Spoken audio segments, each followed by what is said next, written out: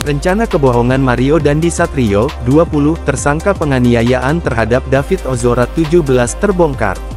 Mario Dandi Satrio ternyata sempat membohongi polisi dengan melancarkan skenario jahatnya. Rupanya di kasus yang juga mendapat perhatian banyak orang ini, si tersangka, Mario Dandi, juga sempat bicara tak jujur, bermaksud menutupi penganiayaan sadis yang ia lakukan.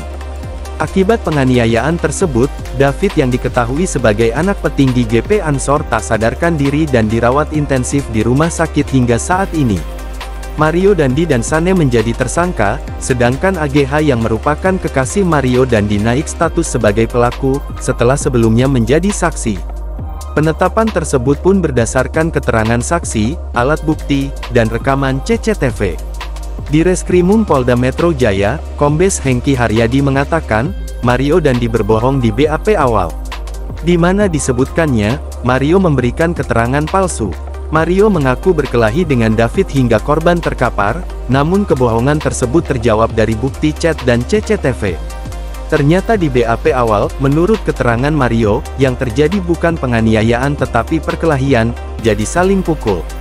Kemudian dari bukti-bukti, kami bisa temukan bahwa hal tersebut ada perekayasaan dari BAP awal, lanjut Kombes Hengki. Kata-kata sadis Mario Dandi saat aniaya David, free kick hingga gue nggak takut anak orang mati. Kombes Hengki juga menyebutkan ada niat jahat dari Mario Dandi, 20, Sane Lukas, 19, dan AGH, 15 dalam aksi penganiayaan terhadap David, 17. Diketahui niat jahat tersebut sudah ada sejak ketiganya ada di dalam mobil Rubicon berwarna hitam sebelum bertemu David. Pihaknya mengatakan dari bukti digital bahwa dalam penganiayaan tersebut ada perencanaan sejak awal. Awal saat Mario Dandi menghubungi Sane Lukas, dan juga saat mereka ditambah AGH berada di mobil. Kombes Hengki juga menyebut penganiayaan yang dilakukan Mario sangat sadis. Penganiayaan ini sangat-sangat memprihatinkan, kita lihat sangat-sangat sadis, dari sini itu ada 3 kali tendangan ke arah kepala, kemudian ada 2 kali menginjak tengkuk dan ada 1 kali pukulan ke arah kepala. Lantas Kombes Hengki juga menyampaikan kata-kata sadis Mario Dandi saat menganiaya David. Ada kata-kata, free kick, kemudian, David ditendang seperti tendangan bebas. Kemudian juga ada kata-kata, gua nggak takut kalau anak orang mati. Polisi pun sudah melakukan koordinasi dengan saksi ahli, di mana menyebutkan ada niat jahat dan juga serius wujud perbuatan dari rangkaian perbuatan. Korban sudah tidak berdaya, 2 kali ditendang sudah tidak berdaya, masih diadakan penganiayaan lebih lanjut ke arah kepala.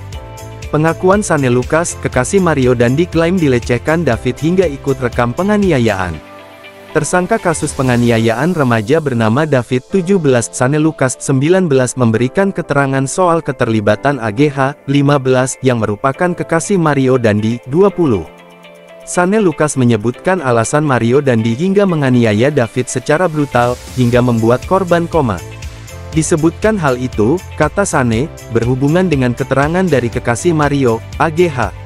Pengacara Sane Lukas, Happy Espesi Hombing, mengatakan Mario emosi setelah mengetahui bahwa pacarnya diduga dilecehkan oleh David. Klaim tersebut dari keterangan sepihak AGH kepada Mario, lantas Mario mengatakannya kepada Sane. Menurut Happy, pengakuan Mario kepada Sane soal dugaan pelecehan itu juga tertera di berita acara pemeriksaan BAP. Iya, kalau bahasanya ya begitu, pelecehan seksual. Karena kata si Sane, ya omongan Mario itu kepada Sane itu ada pelecehan. Dia bilang, Sane ini si David mengganggu Agnes nih, digituin. Pengakuan Sane yang lain juga menyebut bahwa AGH tidak menolong David yang dianiaya Mario. Sane hanya melihat seorang wanita diduga ibu dari teman David berinisial N yang memberikan pertolongan kepada korban. Sane juga menyebut AGH termasuk orang yang ikut merekam aksi penganiayaan brutal oleh